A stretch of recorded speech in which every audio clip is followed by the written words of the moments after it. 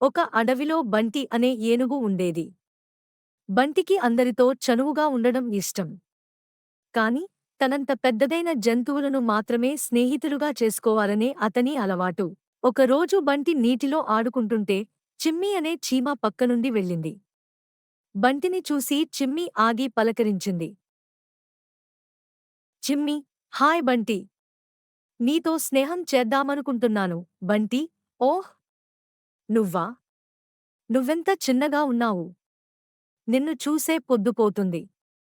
నీతో స్నేహం ఎలా చేయగలను? చిమ్మి నవ్వి చెప్పింది. స్నేహానికి ఆకారం లేదా బలం ముఖ్యం కాదు. మనసు శుద్ధిగా ఉండాలి. బంటికి ఆ మాటలు కొంచెం అర్థమయ్యాయి కాని ఇంకా పూర్తిగా నమ్మలేదు.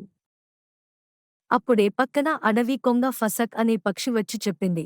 బంటి, నీకు తెలియదా? చీమలు ఎంత బలంగా ఉంటాయో.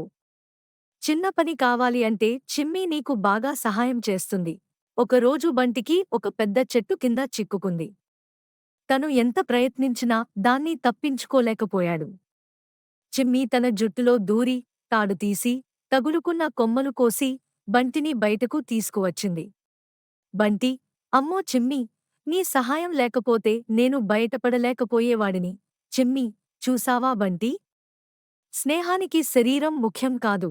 ఆ రోజునుంచి బంటికి చిమ్మిని అసలైన స్నేహితురాలిగా నమ్మి ఇద్దరూ మంచి మిత్రులుగా మారారు. మొరల్: స్నేహానికి ఆకారం, బలం లేదా పరిణామం ముఖ్యం కాదు.